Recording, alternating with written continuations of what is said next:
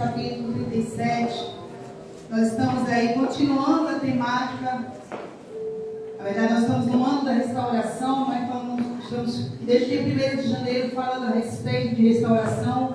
E esse mês de janeiro estamos falando a respeito de restauração de sonhos, restaurando sonhos. Quem não trouxe Bíblia está sendo projetado aqui. Gênesis capítulo 37, a partir do verso 1, ele diz assim: E Jacó habitou na terra das peregrinações de seu pai, na terra de Canaã. Estas são as gerações de Jacó.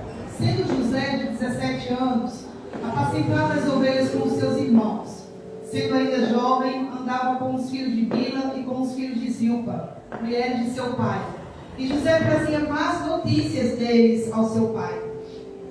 Israel amava José mais do que a todos os seus filhos, porque era filho da sua velhice, e fez-lhe uma túnica de várias cores.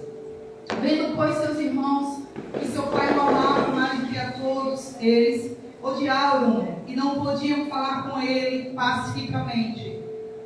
Teve José um sonho que contou aos seus irmãos, por isso o odiaram ainda mais. Antes de passar, repete comigo.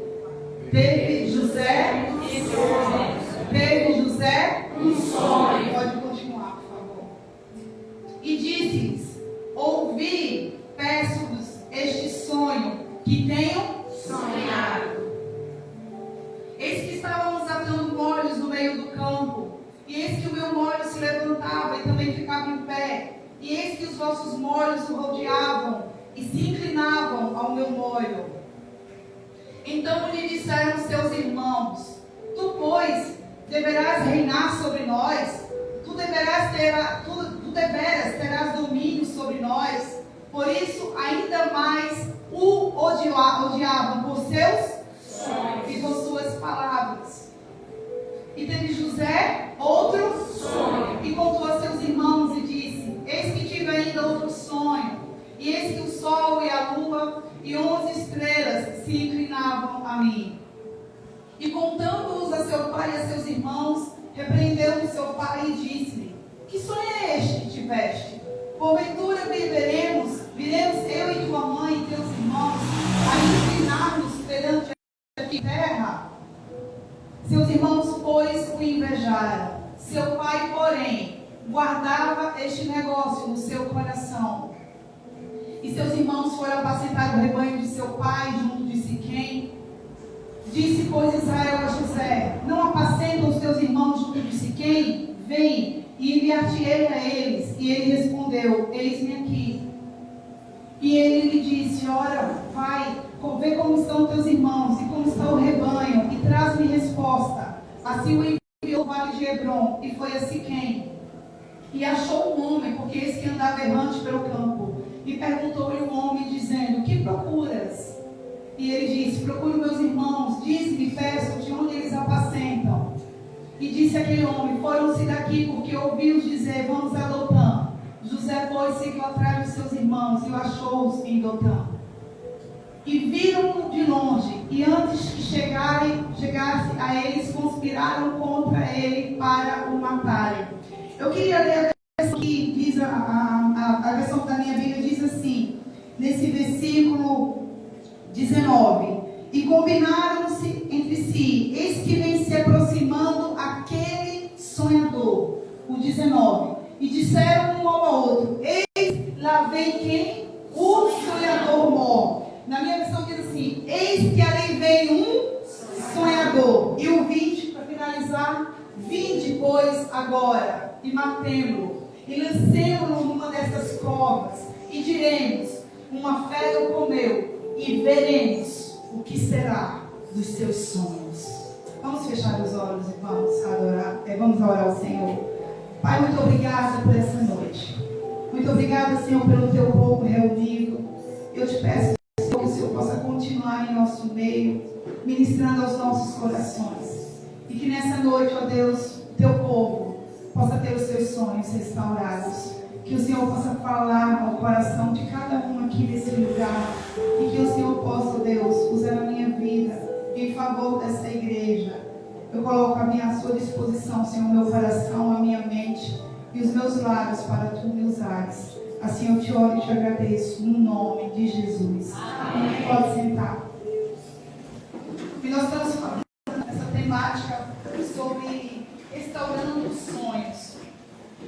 E nós já conhecemos um pouco a história desse jovem, de José. José era aquele garoto, nessa época que nós lemos essa passagem, ele está com 17 anos de idade. E o interessante é que José era aquele rapaz que delatava tudo o que ele via de errado nos seus irmãos. Ele era aquele que tudo que ele percebia que os irmãos faziam, vou tirar aqui a projeção, por favor. Tudo que os irmãos faziam, ele contava para seu pai Jacó.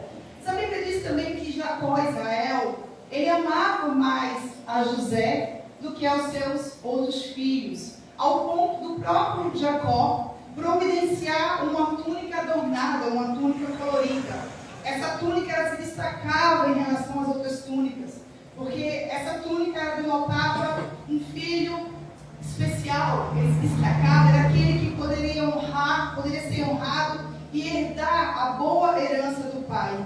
E isso contrariava a lei, porque José era o caçula e não o primogênito. E nós vamos ver que os irmãos de José muito se desagradavam com a postura de José. Se desagradavam porque José falava a respeito deles. Se desagradavam porque se sentiam preteridos em relação a José. Se desagradavam porque percebiam que o seu pai transmitia mais amor a ele. Mas não bastasse apenas eles não conseguirem mais viver pacificamente com o seu irmão, José tem um sonho. E o interessante é que não foi José quem sonhou algo no qual ele havia conversado, né? Não sei se já aconteceu com vocês, mas a neurociência ela explica. Às vezes a gente conversa um assunto durante o dia, a gente assiste algo, e quando a gente vai dormir, o que acontece? A gente termina sonhando, né? Alguns vão dizer que é aquilo que fica no inconsciente, a gente sonha, às vezes, fruto daquilo que nós conversamos. A neurociência explica isso. Mas esse sonho de José não se tratava de um assunto corriqueiro. Não se tratava de um assunto que ele tinha acabado de ter com ninguém. Mas tratava de um projeto de Deus, onde Deus estaria agora realizando, iria realizar através da vida de José. Agora, o interessante é que quando José vai contar esse sonho para os seus irmãos, eles logo ficam chateados e eles fazem a interpretação do sonho. Os próprios irmãos, quando José conta o seu sonho, eles mesmos decifram. Falam, olha, eu acabei de ter um sonho e eu sonhei que havia peixes, molhos, né? E 11 molhos, 11 outros peixes se inclinavam para mim. E olha qual foi a resposta dos seus irmãos. Tu queres dizer que você é esse peixe, que os 11 outros peixes somos nós, e que nós vamos nos inclinar para ti? Eles mesmos fizeram a interpretação daquele sonho. E logo não bastasse, eles ficaram ardendo em ciúmes, aborrecidos com esse sonho de José. José agora tem um outro segundo sonho. Olha, eu sonhei agora que havia o sol, havia a lua e 11 estrelas. E todas as estrelas, o sol e a lua se inclinavam diante de mim. Até o seu pai Jacó o repreende e diz assim, como é que você está falando uma coisa dessa? Você quer dizer que eu sou o sol, a lua é a mãe dos teus irmãos e que as 11 estrelas são teus irmãos e que eles vão se inclinar diante de ti? Agora, embora todos os irmãos naquele momento ficassem mais aborrecidos, mais irados com aquele sonho, a Bíblia diz, a versão da minha Bíblia diz assim, e Jacó guardou essa palavra no seu coração. Ele começou a refletir sobre esse sonho, mas ele guardou esse sonho no seu coração. O que acontece agora? Nós acabamos de ler, o pai Jacó manda agora José ao encontro dos seus irmãos, e quando ele vai ao encontro dos seus irmãos que estavam apacentando as ovelhas, haviam saído de Siquém, haviam ido para Hebrom, e logo que aqueles 11 irmãos avistam José de longe, o que eles dizem? Lá vem um sonhador. Lá vem um sonhador. E logo entre eles começam a conspirar. Vamos matá-lo. Vamos abortar os sonhos dele. Vamos agora exterminar. Sabe uma das coisas que a gente começa a observar? Não era a raiva de José apenas que eles tinham, mas eles estavam ali irados, eles estavam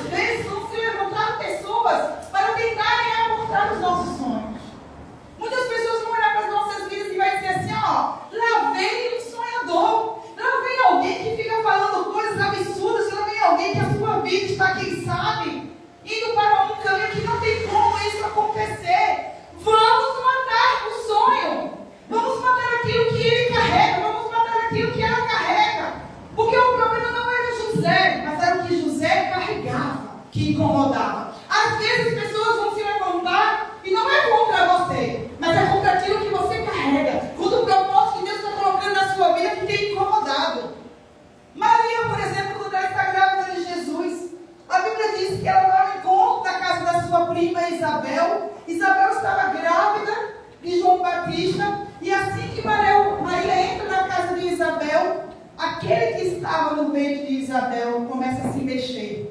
E Isabel diz: quem sou eu para que o Messias, o Salvador, esteja na minha casa? Aquilo que Maria carregava era valioso. O que estava no ventre de Maria era valioso.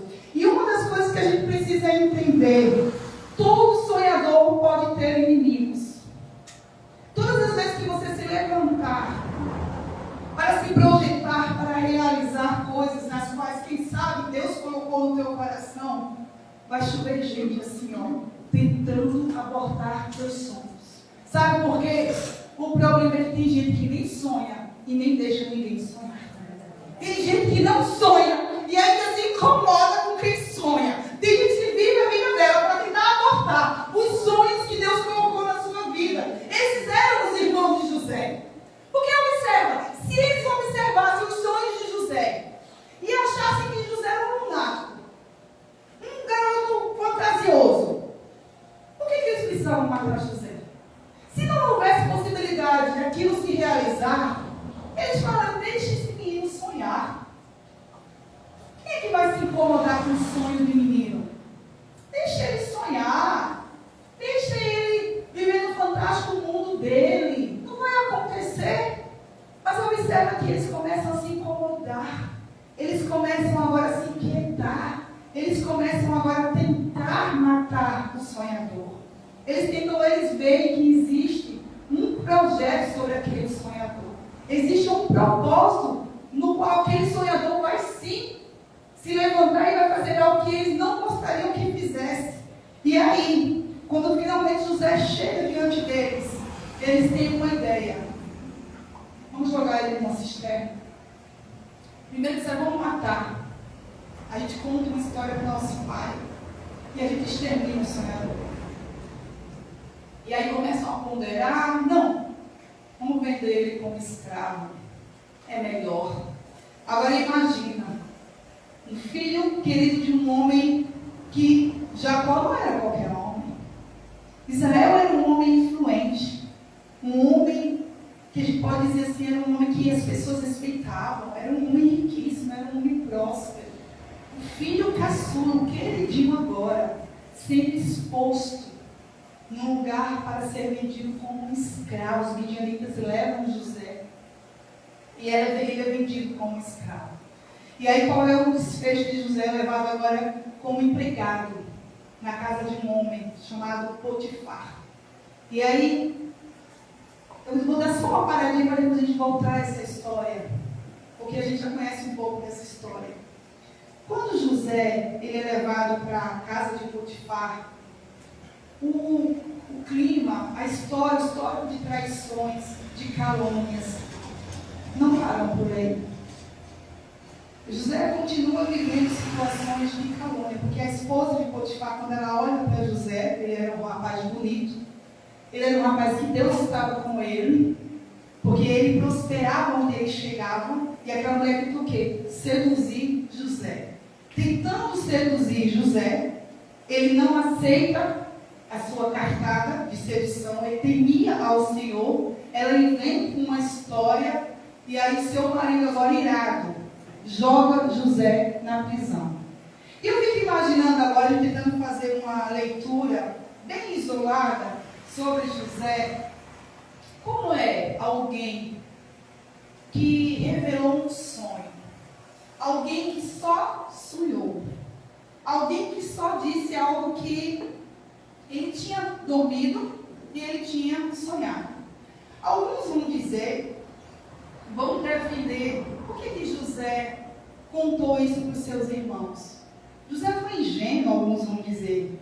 Foi a ingenuidade dele, se ele já sabia que seus irmãos o invejavam, se ele já sabia que seus irmãos se incomodavam com ele, por que José conta o seu sonho? Outros vão dizer que José foi intencional ao contar. Eu faço a minha leitura, essa é a minha leitura. José precisava contar o seu sonho, porque esse sonho tem um prazo determinado para acontecer. E quando José conta o seu sonho, e lá na frente vai acontecer o cumprimento do seu sonho, precisam reconhecer que foi Deus que colocou ele naquele sonho, e foi Deus que projetou ele para o dia da restauração do sonho. Se a gente não conta os nossos sonhos, temendo que outras pessoas contrárias tentem abortar, quando Deus cumprir, eles não vão entender que foi um sonho que Deus foi quem projetou. Aí vão dizer que foi coincidência, aí vão dizer que alguém te ajudou, aí vão dizer que alguém levantou a mãozinha para você. Conta os teus sonhos, conta os teus sonhos. Tem processo para realizar sonho? Tem. Quem sabe pessoas podem se levantar, tentar buscar os teus sonhos, vão. Mas quando você estiver adiante deles, você vai fazer como José. Quem sabe o Senhor não me colocou adiante disso, para que através da minha vida, os teus sonhos sejam restaurados. Glória a Deus. E o Senhor me lembrava esses dias, porque quando o pastor conta a nossa história daqui de Gravatá, do SEI, nós temos, vamos fazer 5 anos, parece que a nossa história ela só está nos últimos 5 anos. Parece que os nossos sonhos só começaram em 2018 para cá, né? E eu estava me lembrando essa semana, e foi interessante porque eu já tinha pensado em falar a respeito disso, e no dia da reunião ele falou rapidamente sobre isso para mim, isso foi uma confirmação. Eu me lembro que no ano de 2005, há 18 anos atrás, eu entrei na igreja e ele já era esse pastor de jovens, ele já estava aspirando a ser um futuro pastor. E o meu marido ele sempre foi um homem sonhador. Ele sempre foi aquele que olhava e não precisava nem as coisas acontecerem, ele já estava lá, se projetando e sonhando. E eu lembro que quando eu entrei nessa igreja, que ele já era um líder de jovens, o tempo passou, a gente começou a namorar, e algumas coisas bem interessantes aconteceram, né? Vou até compartilhar da minha experiência. Quando eu entrei na igreja, eu virei a pessoa não grata da igreja, porque o pastor era jovem, um jovem de... quantos anos eu tinha? 27. Nós tínhamos a mesma idade, né? Ele tem a mesma idade que eu. Então, ele era um jovem de 27 anos. Então, as meninas Jefferson queriam namorar, pastor. Ele era como José, bonito, sonhador, e Deus estava com ele. Não, todos os requisitos, atributos para alguém querer namorar, né? Mas chegou uma matutina de Gravatá. Olho, tudo isso. É isso para quem tem, né? Não é para quem quer, né? Mulher fora paulista. É para quem tem, né? Não é para quem quer, né? Aí chega eu, furei a fila, comecei a namorar o pastor. E eu lembro que nessa época eu estava me apaixonando por Jesus. Estava me apaixonando por ele também. Mas eu já estava me apaixonando por Jesus. E corre, cada gosto. Mas deixa eu falar. Eu estava tão focada em Jesus que a igreja, ou a não receptividade de algumas pessoas, não abalavam a minha fé. Porque tinha vezes que eu chegava de mão dada com ele, e tinham meninas que nem falavam comigo, né? E davam paz do Senhor, cumprimentava ele assim do meu lado e não falavam comigo. Mas eu estava focada em Jesus, e a gente vê uma qualidade de gente que dá para preocupar se fulano não falou, eu não vou fumar. Eu passei por isso. Eu não deixei de voltar à igreja, eu não deixei de amar a Jesus. Porque o meu foco era Cristo ali. E quando a gente estava fazendo essa caminhada, aconteceu uma situação com um dos pastores lá, qual ele tomou a postura de defesa desse pastor. Tomou a frente. Sabe quando às vezes você entra em defesa de alguém, depois o negócio, a corda quebra para o seu lado? Já ouviram essa história? Quebrou para o lado mais fraco. E a corda quebrou para ele. E isso foi muito difícil, então nós saímos dessa denominação. Só que ele era um apaixonado por Jesus. Jesus é capaz de fazer um acampamento de jovens, apaixonado por vidas. E eu lembro que a gente ficou assim, sem saber o que ia fazer. E tinha uma galeria que funcionava com várias salinhas de clínica. Era uma moça que era irmã de um irmão nosso da fé.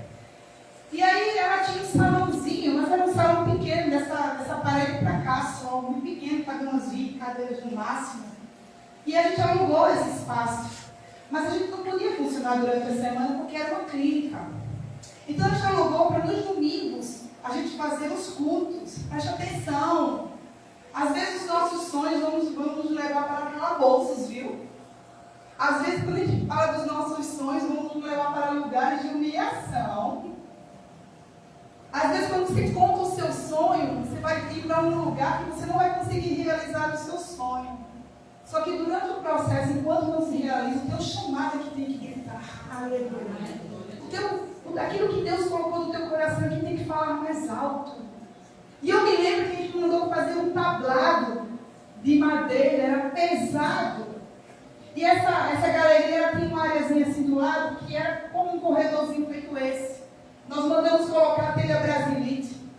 E quando chegava no domingo à tarde, a gente pegava aquele tablado, eu e ele. Se tu ficar rico, tu não me deixa não. Porque a gente pegava aquele tablado no domingo. A gente colocava aquele tablado no lugar.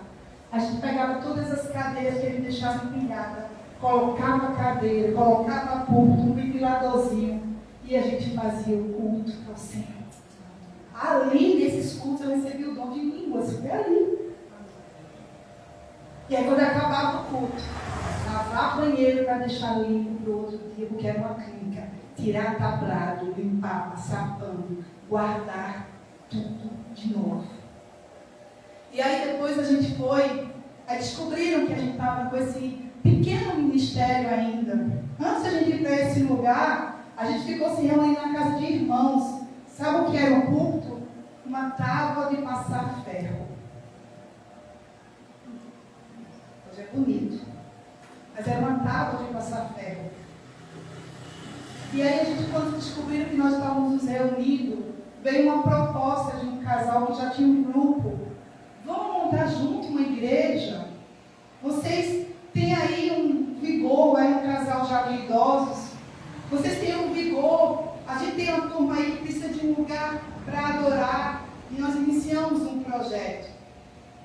E esse projeto, então, quando começou a ganhar forma, quando começou a ganhar visibilidade, mais uma vez, puxa o tapete. Mais uma vez, nós somos retirados do lugar que estava incomodando demais. E era o ano de 2008 isso. Eu me lembro que nós estávamos com o nosso casamento, com a data marcada. Nós casamos em 2008, final de 2008. De uma hora para outra, a gente não tinha mais nenhum lugar para casar. Tinha um grupo de louvor que ia tocar, um casal que ia cantar. Ao ponto até de casal e padrinhos declinarem o convite. É humilhação ou não é? Você viveu alguns sonhos. E aí a gente saiu, mais uma vez, sem muita expectativa. Janeiro de 2009, iniciamos uma igreja. Com uma outra denominação que ele já foi de lá e nasceu dessa denominação, na verdade. E eu quero contar essa história porque quando a gente vê agora, parece que a gente pula para 2018, 2018 está aqui em 2023. Não está. Porque às vezes você vai contar o seu sonho e você vai encontrar oposições das pessoas mais próximas porque você contou o seu sonho. Às vezes, o seu sonho vai te levar para a prisão. Às vezes você sonhou e aquele sonho que você teve levaram você para um lugar assim, cala o teu sonho. Guarda ele. Está José agora na prisão. Só que sabe o que é interessante? Na prisão, o Senhor estava com José. O Senhor não abandonou José, porque a Bíblia diz que o poder e a bondade de Deus estavam sobre José na prisão. Ao ponto de José se destacar, o carcereiro-chefe pega José, dá a José uma atribuição de responsabilidade. Agora, observe o que acontece. Aí, um dia como um outro qualquer, chegam dois novos prisioneiros. Quem são? O copeiro e o padeiro do rei. De carne nova lá. O carcereiro fala assim, José, toma conta deles. E aí José faz amizade com o padeiro e com o copeiro do rei. E acontece um dia, quando eles acordam assim, José, a gente teve um sonho e a gente não está entendendo muito o sonho. Pensa como José. A última vez que José falou em sonho, onde é que José foi parar? Uma cisterna. Eu fico imaginando José assim, esse negócio de sonho não é comigo. Eu vou ficar calado. você pode estar preso, você pode estar num lugar de humilhação, mas o teu chamado vai arder no teu coração. José entendia, um dia eu falei de sonho e me puseram aqui, mas eu confio que o Senhor ainda está comigo. Eu não vou calar a minha boca. Sabe o que acontece às vezes? O tempo vai passando, você é jogado num lugar de esquecimento, você é jogado num lugar que ninguém vai dar mais nada por você, e você fala, eu não vou mais falar nada, eu não vou mais abrir a minha boca, meu ministério está, quem sabe, abafado, quem sabe abortaram também os meus sonhos ministeriais. José não queria saber, Deus tinha sobre ele um dom, Deus tinha sobre ele um chamado. Cara, o lugar onde você está, quem sabe quem vai aprisionar os teus sonhos, aprisionar o teu chamado, mas se Deus está contigo, tu vai abrir a boca, onde quer que tu estejas, onde quer que tu estejas, falar, tira um sonho. Eu já sei, porque eu conheço um Deus que interpreta sonho, eu conheço um Deus que fala a respeito de sonho, e eu não vou calar. Ainda que as últimas vezes que eu abri a minha boca me levaram para o calabouço, eu não me calo, porque eu não vou abortar o meu chamado. Não é porque o teu sonho ainda não realizou que você vai parar. Não é porque você está na prisão que você vai calar. Deus tem um tempo determinado para restaurar sonhos. Deus tem um tempo de preparação. Quando aqueles homens começaram a falar, primeiro o padeiro disse, eu vou contar o meu sonho. Eu sonhei que eu estava preparando pão para o rei e eu colocava os pães no cesto. E quando eu colocava os pães no cesto, vinham passarinhos que comiam os pães em cima do cesto. E o outro, o copeiro, eu sonhei que eu ia e levava, ia servir ao rei como de costume, e servir uma taça de vinho para o rei. E José disse, o sonho é claro, daqui a 3 dias vão chamar vocês de volta para a presença do rei. Mas você, padeiro, vai subir, mas não vai permanecer vivo. O rei vai mandar te matar e te empalhar. E você, copeiro, daqui a 3 dias o rei vai te chamar. Você vai voltar a servir a taça do rei. Agora deixa eu pedir uma coisa. Não me esquece não. Quando tu voltar para o teu lugar, lembra de mim. Eu estou aqui injustiçado. Eu só estou aqui porque eu falei no sonho. Eu só estou aqui porque eu contei um sonho. Eu só estou aqui porque estão tentando frustrar os meus sonhos. E só por causa de um sonho me caluniaram. Só por causa de um sonho me traíram. Tentaram abortar os meus sonhos. Só estou aqui porque eu sonhei. A única coisa que eu fiz demais foi sonhar. Então, quando você estiver novamente na presença do rei, lembra-te de mim. Eu só sou um sonhador. O mal que eu fiz te fez. E a Bíblia diz que finalmente aquele copeiro volta para o seu lugar, juntamente com o padeiro. E acontece exatamente aquilo que José havia predito. O padeiro é morto, empalhado. O copeiro volta a servir o rei. Mas o que acontece? O copeiro esquece de José. O copeiro não lembra, porque tudo voltou ao normal para o copeiro. Mas para José tudo continuou como estava, dentro de uma prisão. Eu fico imaginando como é que passava na cabeça de José. Eu era um filho amado. Eu me sentava na mesa do meu pai. Eu era amado pelo meu pai. Eu era o queridinho do papai. Eu fui traído pelos de casa. Eu fui caluniado pelos de casa. E eu só ousei contar o sonho. E não bastasse, me colocaram num lugar de desonra, para ser vendido juntamente com escravos, como uma mercadoria sem valor. Depois eu vou para uma casa para ser empregado dessa casa.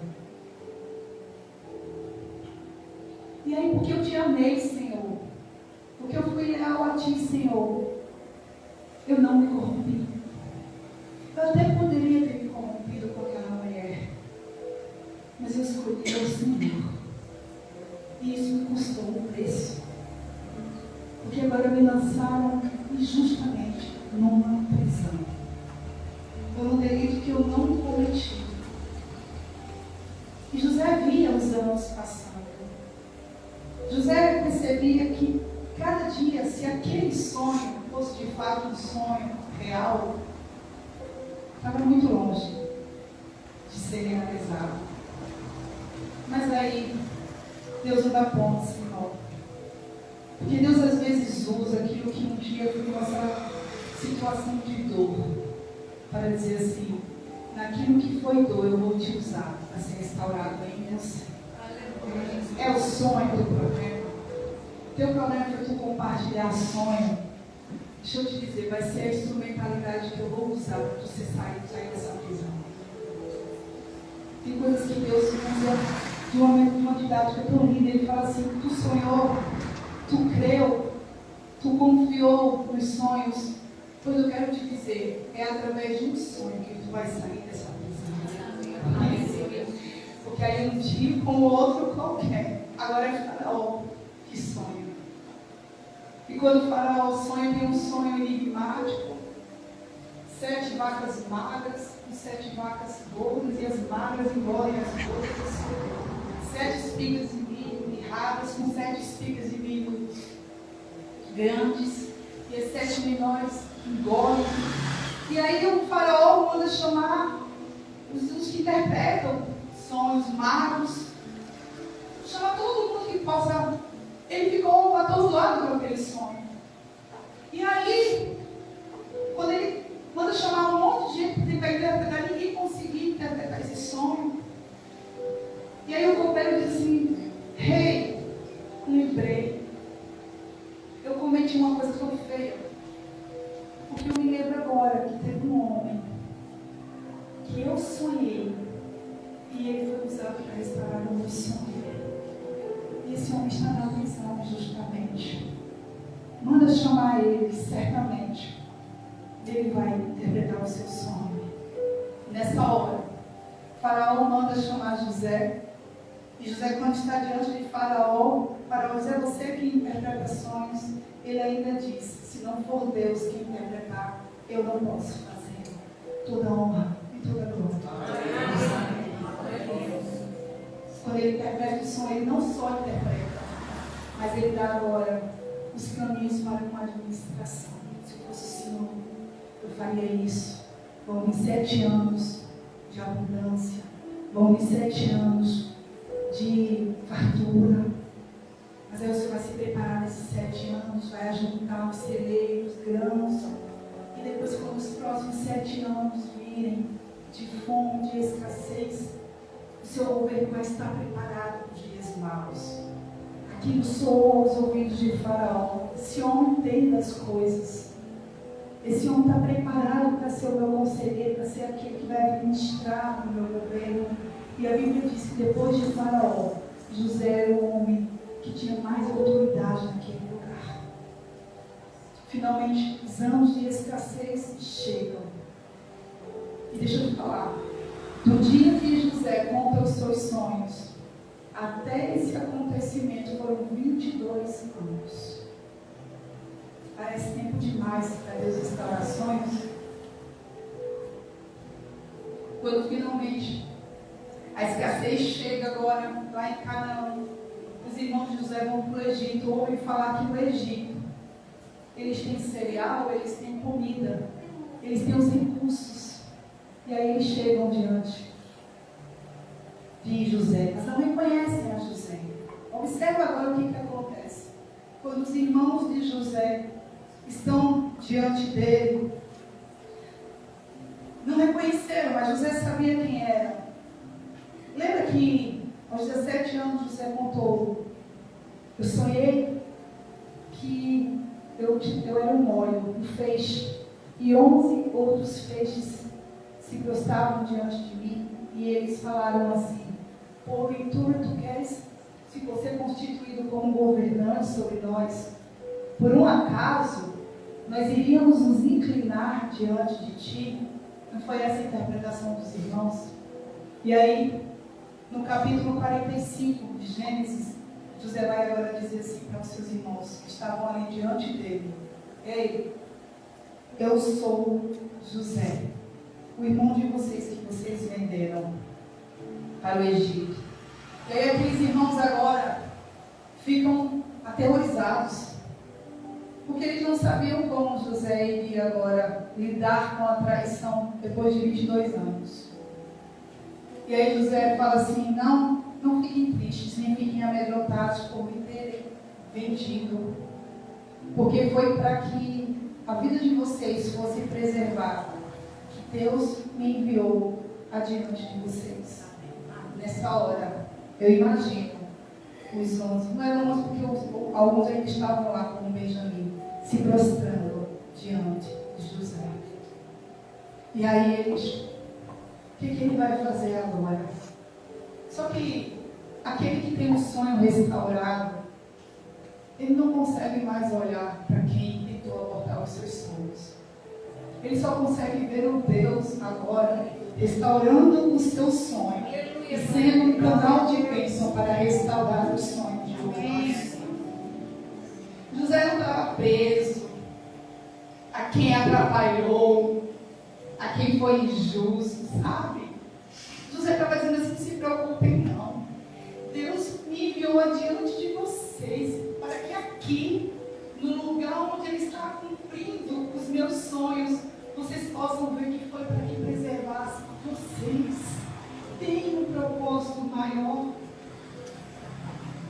Eu me lembro que quando a gente veio morar aqui em Gravatá, ele sofreu muitas calúnias, sofreu muitas decepções, porque ele sonhou demais. Eu me lembro que vozes dizendo assim, chegavam para mim, porque tem gente que não tem coragem, porque tem gente que não vai ter coragem de tentar abordar teu sonho, mas vai mandar chegar o recado. Tem gente que vai ver você fazendo as coisas, não vai ter coragem de chegar para tu, mas vai mandar recado. Fizeram assim com Neemias. Quando ele estava reerguendo os muros de Jerusalém, focado, seguindo o propósito de Deus. Eu vou parar aqui para cá, por favor. O que fizeram com Neemias? Mandaram um monte de recado. Vem cá, queremos falar contigo, vem cá. O que Neemias diz? Eu estou focado. Eu não posso parar porque eu estou fazendo uma grande obra. Eu não posso parar. Eu tenho um sonho. Eu tenho um projeto que é reerguer os muros de Jerusalém, reerguer a identidade de Jerusalém. Eu não vou parar.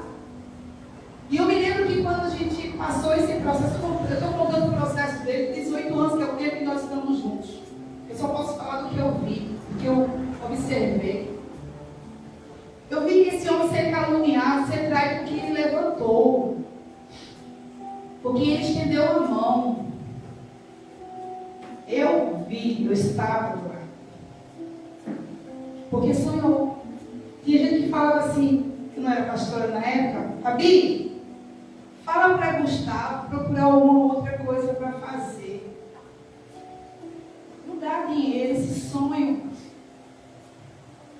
Vocês vão casar, ficar casados, se não dá dinheiro, manda ele buscar outro sonho. O que é assim que as pessoas fazem? Não está vendo que isso não é nada? Não está vendo que isso não vai acontecer? Não é assim que acontece quando a gente está focado? Tem um monte de... Tem mais um sonhador aqui. Tem mais alguém utópico aqui. Mas esse homem, ele sabia que ele estava sonhando os sonhos de Deus, não era o sonho dele. Porque quando nós sonhamos os nossos sonhos, até podem não se realizar. Mas os sonhos de Deus têm data para se realizar. Tem dia e hora para se realizar. E hoje, é um homem usado por Deus para restaurar sonhos. Aquilo que foi motivo de sonho, agora é um sonho compartilhado para que outros sonhadores sonhem. É assim que Deus faz. Chega agora os irmãos José, e agora? O que a gente merece? A gente merece morrer. A gente merece agora que ele se vingue da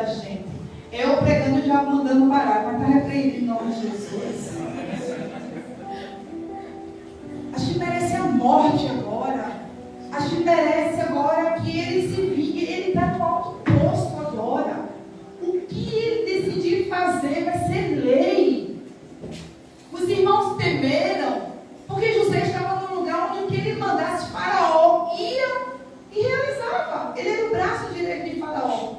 Mas ele vai dizer: Deus enviou-me adiante de vocês para garantir a permanência da vossa descendência. Deixa eu falar uma coisa. Sabe um dos nomes do irmão de José e um dos irmãos de José? Judá. Quem era Israel?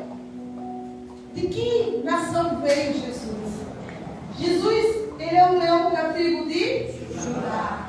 A fome tinha chegado em Canaã, mas a fome não podia matar o povo de Deus, porque foi para que houvesse permanência, garantia da permanência de quem? Da descendência de Israel, porque através de Israel veio o Messias. José era aquele que estava sendo levantado para não deixar que o povo de Deus, aquela família na qual o Senhor iria instituir Israel, fosse exterminada. Deus tinha um propósito muito maior. Às vezes a gente está olhando e a gente está vendo só um contexto muito isolado, quando Deus está dizendo: não pense que o sonho que eu projetei no teu coração é para hoje apenas.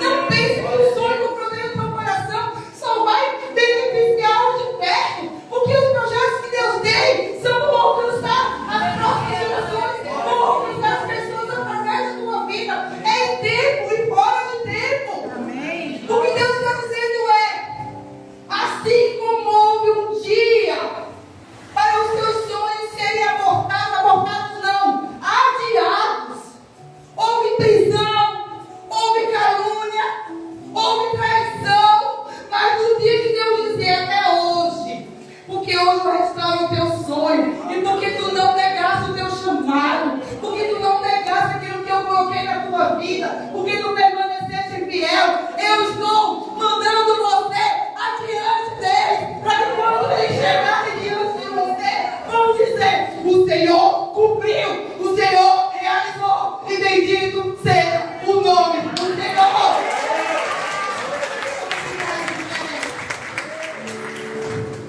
Podia apagar as luzes, vamos adorar ao Senhor.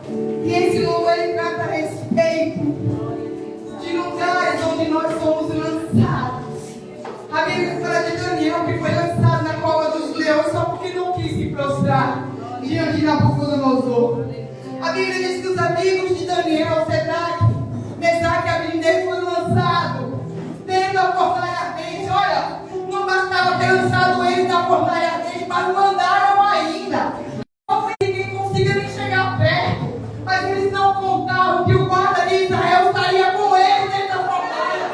José não era estado da prisão. Deus não livrou José da prisão, mas ele estava com José da prisão. Enquanto Deus não, ele não vai restaurar. Enquanto você está, quem sabe, lançado da cisterna, da traição, da calúnia, Deus está com você. Ele restaura você. Ele não garante presença nesse processo difícil, para que quando você estiver adiante deles lá na frente, eles possam dizer: agora faz sentido. Aquilo que você sonhou, Deus está cumprindo.